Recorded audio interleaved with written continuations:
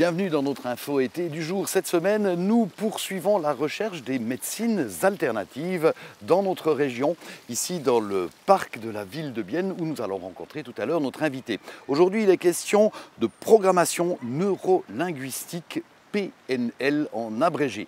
Qu'est-ce que c'est ? C'est une observation de notre langage, de notre comportement qui devrait servir à mieux nous comprendre et à peut-être nous alléger des limites, des souffrances même que nous nous imposons par notre comportement. Pour en parler, j'aurai le plaisir d'accueillir tout à l'heure Cédric Lucher. Il est maître praticien PNL à Bienne et nous allons discuter de cette méthode. Tout ça après les infos du jour. Et nous voici de retour au parc de la ville en compagnie de Cédric Lucher pour parler de PNL. Et pour essayer de comprendre ce que c'est, on va d'abord faire un exercice très pratique si vous êtes d'accord. Et il y a d'ailleurs mon collègue alémanique Yves Schott qui est là pour que l'expérience soit probante. Alors je vous laisse faire. D'accord, alors il va s'agir d'un exercice pour augmenter votre puissance physique, mentale, sachant que ce qui est important pour obtenir des objectifs, c'est de se focaliser. Alors ce que je vais faire, c'est que je vais vous focaliser sur quelque chose. Il ne s'agit pas d'hypnose, vous n'allez pas dormir, vous n'allez pas faire la marche de l'empereur vers son pingouin. Simplement, je vais vous demander de relier votre pouce avec votre index, ainsi, et on va demander à votre ami de mettre ses deux doigts à l'intérieur et juste de tester la force qui lui sera nécessaire pour écarter ces deux doigts. Et vous, je vous demanderai juste de regarder la force qu'il vous faut pour tenir ces deux doigts. Voilà. Bon. Pas beaucoup de résistance. Très bien. Et on va juste maintenant, ce qu'on va faire en PNL, donc vous focaliser sur quelque chose. Donc, je vais vous demander de vous concentrer confortablement sur vos pieds, mais vraiment que vous ayez un bon point d'appui. Voilà. J'aimerais déjà que vous leviez cette main. Vous serriez... Ouais. Alors, vous pouvez fermer les yeux si ça vous aide. J'aimerais que vous pensiez justement aux gros arbres qu'il y a ici derrière et vraiment ces racines qui sont profondes, qui tombent comme à travers les pieds, comme s'il y avait vos racines profondes. Et dans les arbres, il y a de la sève, ce genre de choses. Et vous pouvez imaginer de la sève qui monte le long des jambes, qui vont monter le long de ce bras.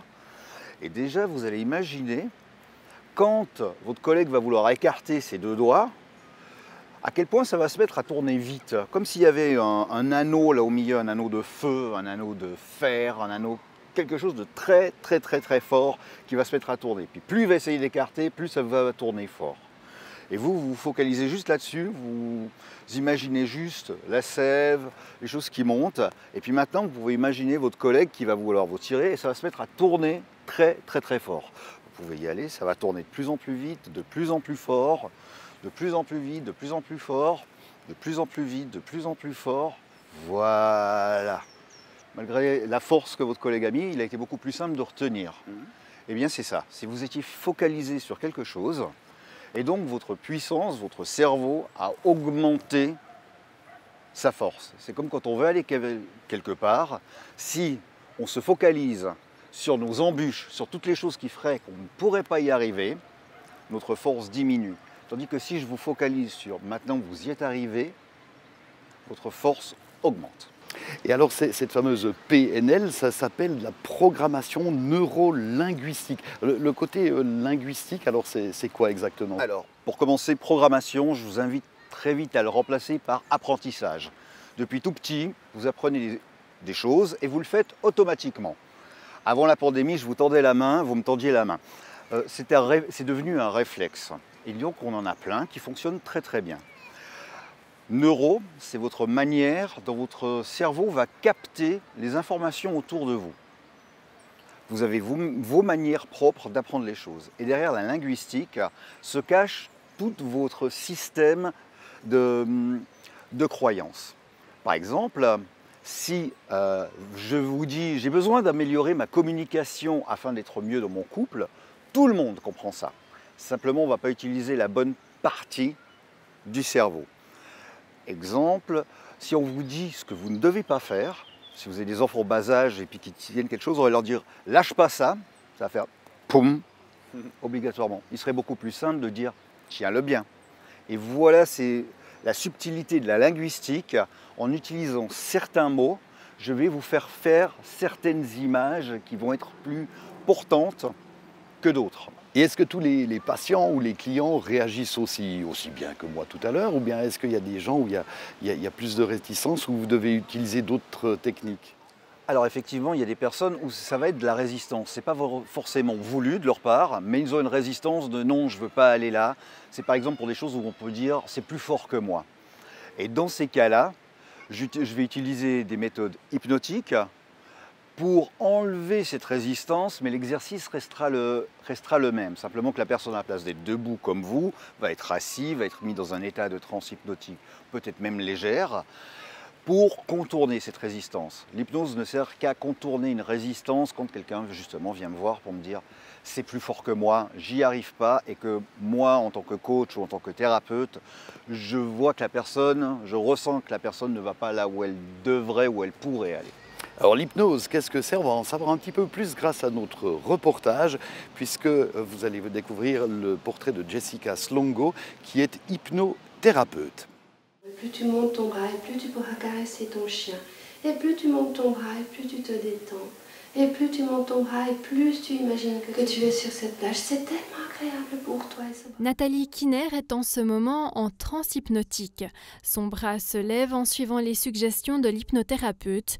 Une simple démonstration de cet état. Parfait. Au décompte de 3, tu pourras simplement le relâcher en toute sécurité. 1, 2, 3. Maintenant, laisse-le tomber. Alors, qu'est-ce qui s'est passé avec votre bras?